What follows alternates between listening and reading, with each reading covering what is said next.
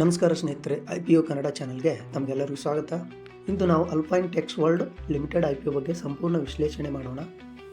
ಈ ವಿಡಿಯೋದಲ್ಲಿ IPO details, company ವ್ಯವಹಾರ, IPO reservation, financial, key performance metrics, strengths ಹಾಗೂ ರಿಸ್ಕ್, ಕೊನೆಯಲ್ಲಿ ಈ IPOಗೆ ಹೂಡಿಕೆ ಮಾಡಬೇಕಾ ಬೇಡವಾ ಎಂಬುದನ್ನು ತಿಳ್ಕೊಳ್ಳೋಣ. ಹಾಗಾದರೆ ವಿಡಿಯೋವನ್ನು ಆರಂಭಿಸೋಣ. ಮೊದಲನೇದಾಗಿ ಕಂಪನಿ ಏನು ಮಾಡುತ್ತದೆ? ಅಲ್ಪೈನ್ ಟೆಕ್ಸ್ ವರ್ಲ್ಡ್ ಕಂಪನಿಯನ್ನು 2016ರಲ್ಲಿ ಸ್ಥಾಪಿಸಲಾಯಿತು. ಇದು ಒಂದು ವರ್ಟಿಕಲಿ ಇಂಟಿಗ್ರೇಟೆಡ್ ಟೆಕ್ಸ್ಟೈಲ್ ಕಂಪನಿ, ಅಂದರೆ ನೂಲು, ಯಾರ್ನ್ ಸಂಸ್ಕರಣೆ, ಸೀಜಿಂಗ್, ವೇವಿಂಗ್ ಮತ್ತು ಗ್ರೇ ಫ್ಯಾಬ್ರಿಕ್ ಉತ್ಪಾದನೆವರೆಗೆ ಸಂಪೂರ್ಣ ಪ್ರಕ್ರಿಯೆಯನ್ನು ಕಂಪನಿಯೇ ನಿರ್ವಹಿಸುತ್ತದೆ. ಕಂಪನಿಯ ಉತ್ಪಾದನಾ ಘಟಕಗಳು ಗುಜರಾತ್ನಲ್ಲಿದ್ದು, ಟೊಯೋಟೋ ಏರ್ ಜೆಟ್ ಲೂಮ್ಸ್, ಪಿಕಾನೋಲ್, ಐಟೆಮಾ ಮತ್ತು ಕಾರ್ಲ್ ಮೇಯರ್ ಮುಂತಾದ ಅತ್ಯಾಧುನಿಕ ಯಂತ್ರೋಪಕರಣಗಳನ್ನು ಬಳಸುತ್ತಿದೆ. ಇದರ ಜೊತೆಗೆ 5.4 megawatt ground mounted solar power plant ಹಾಗೂ 820 kilowatt roof top solar plant ಬಳಸಿ ವಿದ್ಯುತ್ ವೆಚ್ಚವನ್ನು ಕಡಿಮೆ ಮಾಡುವತ್ತ ಗಮನ ಹರಿಸಿದೆ.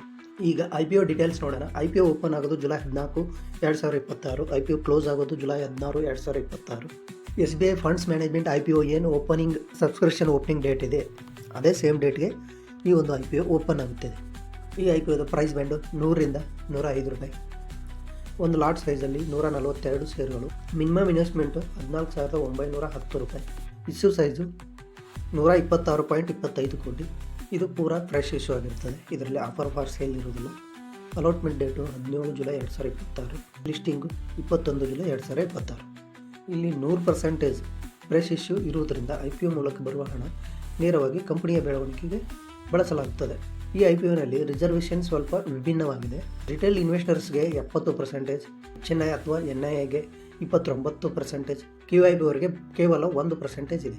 ರಿಟೇಲ್ ಕ್ಯಾಟಗರಿಗೆ 70 ಮೀಸಲಾತಿ ಇರುವುದರಿಂದ ರಿಟೇಲ್ ಹೂಡಿಕೆದಾರರಿಗೆ ಅಲಾಟ್ಮೆಂಟ್ ಸಿಗುವ ಅವಕಾಶ ಸಾಮಾನ್ಯ ಮೇನ್ ಬೋರ್ಡ್ IPOಗಳಿಗಿಂತ ಉತ್ತಮವಾಗಿರ್ಬೋದು, ಆದರೆ ಅದು ಸಬ್ಸ್ಕ್ರಿಪ್ಷನ್ ಮೇಲೆ ಅವಲಂಬಿತವಾಗಿರುತ್ತದೆ. ಕಂಪನಿಯ ಫೈನಾನ್ಷಿಯಲ್ಸ್.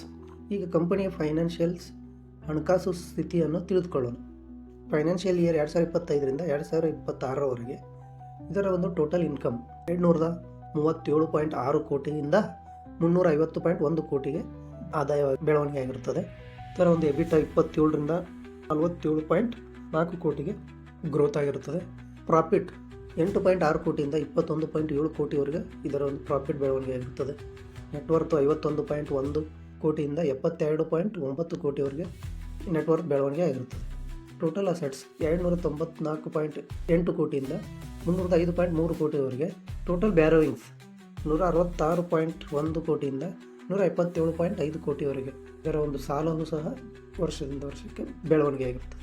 ಕಂಪನಿಯ ಆದಾಯ ಹಾಗೂ ಲಾಭ ಎರಡೂ ಉತ್ತಮ ವೇಗದಲ್ಲಿ ಹೆಚ್ಚಾಗಿವೆ, ಆದರೆ ಕಂಪನಿಯ ಸಾಲದ ಪ್ರಮಾಣವು ಹೆಚ್ಚಿರುವುದು ಗಮನಿಸಬೇಕಾದ ವಿಷಯ. ಇದರ ಒಂದು key performance indicators. Return on net worth ಮೇಲೆ 29.44% ಗ್ರೋತ್ ಇದೆ.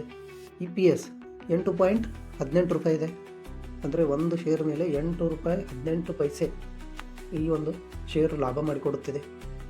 29.44 ರಿಟರ್ನ್ ಆನ್ ನೆಟ್ವರ್ತ್ ಎನ್ನುವುದು ಉತ್ತಮ ರಿಟರ್ನ್ ಆನ್ ನೆಟ್ವರ್ತನ್ನು ಸೂಚಿಸುತ್ತದೆ. EPS ಕೂಡ ಉತ್ತಮ ಮಟ್ಟದಲ್ಲಿದೆ.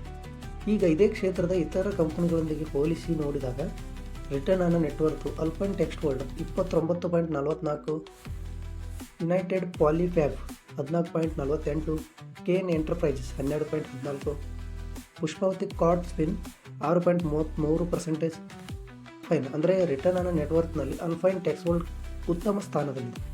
EPS ನೋಡುವುದಾದರೆ ಅಲ್ಪೈನ್ ಟೆಕ್ಸ್ ವರ್ಲ್ಡ್ದು 8 ರೂಪಾಯಿ 18 ಕೇನ್ ಎಂಟರ್ಪ್ರೈಸಸ್ ಅವ್ರದ್ದು 6 ರೂಪಾಯಿ 27 ಯುನೈಟೆಡ್ ಪಾಲಿಫ್ಯಾಬ್ 1 ರೂಪಾಯಿ 07 ಪುಷ್ಪಾವತಿ ಕಾರ್ಡ್ ಸ್ಪಿನ್ 0.66 EPSದಲ್ಲೂ ಅಲ್ಪೈನ್ ಟೆಕ್ಸ್ ವರ್ಲ್ಡ್ ತನ್ನ PR ಕಂಪನಿಗಳಿಗಿಂತ ಉತ್ತಮ ಪ್ರದರ್ಶನ ನೀಡುತ್ತಿದೆ. ಈ ಒಂದು ಕಂಪನಿಯ ಸ್ಟ್ರೆಂತ್ಗಳು ಏನೆಂಬುದು ತಿಳಿದುಕೊಳ್ಳೋಣ. ಗುಜರಾತ್ನಲ್ಲಿ ಉತ್ಪಾದನಾ ಘಟಕ ಇರುವುದರಿಂದ ಉತ್ತಮ ಗುಣಮಟ್ಟದ ಹತ್ತಿ ಸುಲಭವಾಗಿ ಲಭ್ಯ. ಟೊಯೋಟೋ, ಪಿಕಾನೋಲ್, ಐಟೆಮಾ ಹಾಗೂ ಕಾರ್ಲ್ ಮೇಯರ್ ಮುಂತಾದ ವಿಶ್ವಮಟ್ಟದ ಯಂತ್ರೋಪಕರಣಗಳನ್ನು ಈ ಒಂದು ಕಂಪನಿ ಬಳಕೆ ಮಾಡಿಕೊಳ್ಳುತ್ತದೆ. ಸಂಪೂರ್ಣ ವರ್ಟಿಕಲಿ ಇಂಟಿಗ್ರೇಟೆಡ್ ಮ್ಯಾನುಫ್ಯಾಕ್ಚರಿಂಗ್ ಮಾಡೆಲ್ ಆಗಿದೆ. ಸೋಲಾರ್ ಪವರ್ ಬಳಕೆಯಿಂದ ವಿದ್ಯುತ್ ವೆಚ್ಚ ಕಡಿಮೆ ಮಾಡುವ ಪ್ರಯತ್ನವನ್ನು ಈ ಕಂಪನಿ ಮಾಡುತ್ತಿದೆ. ರೆವೆನ್ಯೂ, ಪ್ರಾಫಿಟ್ ಮತ್ತು ರಿಟರ್ನ್ ಆನ್ ನೆಟ್ವರ್ತ್ ಉತ್ತಮ ಬೆಳವಣಿಗೆಯಲ್ಲಿವೆ. ಈ ಒಂದು ಕಂಪನಿಯ ರಿಸ್ಕ್ ಫ್ಯಾಕ್ಟರ್ಸ್ ಏನೆಂಬುದನ್ನು ತಿಳ್ಕೊಳ್ಳೋಣ. ಹೊಸ ಮ್ಯಾನುಫ್ಯಾಕ್ಚರಿಂಗ್ ಯೂನಿಟ್ಸ್ ಸಮಯಕ್ಕೆ ಪೂರ್ಣಗೊಳ್ಳದ ಅಪಾಯ, ಅಗತ್ಯ ಸರ್ಕಾರಿ ಅನುಮತಿಗಳಲ್ಲಿ ವಿಳಂಬವಾದರೆ ವಿಸ್ತರಣೆಗೆ ಪರಿಣಾಮ. ಕಂಪನಿಯ ಒಟ್ಟು ಸಾಲ 177.5 ಕೋಟಿ ಇದೆ.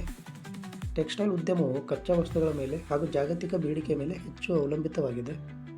ಒಟ್ಟಾರೆಯಾಗಿ ನೋಡಿದರೆ ಕಂಪನಿಯ ಫೈನಾನ್ಷಿಯಲ್ ಗ್ರೋತ್ ಉತ್ತಮವಾಗಿದೆ. ರೆವೆನ್ಯೂ ಮತ್ತು ಪ್ರಾಫಿಟ್ ವೇಗವಾಗಿ ಹೆಚ್ಚುತ್ತಿದೆ. ರಿಟರ್ನ್ ಆನ್ ನೆಟ್ವರ್ತ್ ಹಾಗೂ EPS ಕೂಡ ಉತ್ತಮ ಮಟ್ಟದಲ್ಲಿದೆ. ಇದು 100% ಫ್ರೆಶ್ ಇಶ್ಯೂ ಆಗಿರುವುದರಿಂದ ಸಕಾರಾತ್ಮಕ ಅಂಶ. ಆದರೆ ಕಂಪನಿಯ ಸಾಲದ ಪ್ರಮಾಣ ಹಾಗೂ ಟೆಕ್ಸ್ಟೈಲ್ ಉದ್ಯಮದ ಚಕ್ರಾಕಾರದ ಸ್ವಭಾವವನ್ನು ನಿರ್ಲಕ್ಷಿಸಬಾರದು. ಪ್ರಸ್ತುತ ಗ್ರೇ ಮಾರ್ಕೆಟ್ ಪ್ರೀಮಿಯಂ ಕೂಡ ಹೆಚ್ಚು ಬಲವಾಗಿಲ್ಲ. ಆದ್ದರಿಂದ ಲಿಸ್ಟಿಂಗಿನ ದೃಷ್ಟಿಯಿಂದ ಇದು ಬಹಳ ಆಕರ್ಷಕ IPO ಎಂದು ಹೇಳಲು ಸಾಧ್ಯವಿಲ್ಲ. ನನ್ನೊಂದು ವೈಯಕ್ತಿಕ ಅಭಿಪ್ರಾಯದ ಪ್ರಕಾರ ನೀವು ಕೇವಲ ಲಿಸ್ಟಿಂಗನ್ನು ನೋಡುತ್ತಿದ್ದರೆ ಈ IPO ಹೆಚ್ಚು ಆಕರ್ಷಕವಾಗಿಲ್ಲ. ಆದರೆ 3 ರಿಂದ 5 ವರ್ಷಗಳ ಲಾಂಗ್ ಟರ್ಮ್ ದೃಷ್ಟಿಯಿಂದ ಈ ಕಂಪನಿಯ ಬೆಳವಣಿಗೆ, ಉತ್ತಮ ಹಣಕಾಸು ಹಾಗೂ ಅತ್ಯಾಧುನಿಕ ಉತ್ಪಾದನಾ ಸಾಮರ್ಥ್ಯವನ್ನು ಪರಿಗಣಿಸಿ ಗಮನಿಸಬಹುದಾದ IPO ಆಗಿದೆ. ಈ ಒಂದು ಮಾಹಿತಿಯು ಎಜುಕೇಷನ್ ಪರ್ಪಸ್ಗಾಗಿದೆ. ಇದು ಯಾವುದೇ ಬೈ ಆ್ಯಂಡ್ ಸೆಲ್ಲಿಂಗ್ ರೆಕಮೆಂಡೇಷನ್ ಅಲ್ಲ. ನೀವು ಯಾವುದೇ IPO ಹಾಗೂ ಸ್ಟಾಕ್ಗೆ ಹೂಡಿಕೆ ಮಾಡುವುದಿದ್ದರೆ ನಿಮ್ಮದೇ ಆದ ಎನಲೈಸ್ ರಿಸರ್ಚ್ ಮಾಡಿ ಹೂಡಿಕೆ ಮಾಡಿ ಹಾಗೂ ನಿಮ್ಮ ಹಣಕಾಸು ಸಲಹೆಗಾರ ಸಲಹೆ ಪಡೆದು ಹೂಡಿಕೆ ಮಾಡಿ. ಈ ಒಂದು ವಿಡಿಯೋ ಕೇವಲ ಮಾಹಿತಿ ಮತ್ತು ಎಜುಕೇಷನ್ ಪರ್ಪಸ್ಗಾಗಿ ಇರುತ್ತದೆ. ಈ ವಿಡಿಯೋ ನಿಮಗೆ ಇಷ್ಟವಾದರೆ ಲೈಕ್ ಮಾಡಿ, ಶೇರ್ ಮಾಡಿ ಹಾಗೂ ಇಂತಹ IPO ರಿವ್ಯೂಗಾಗಿ ನಮ್ಮ ಚಾನಲನ್ನು ಸಬ್ಸ್ಕ್ರೈಬ್ ಮಾಡಿ. ಧನ್ಯವಾದಗಳು.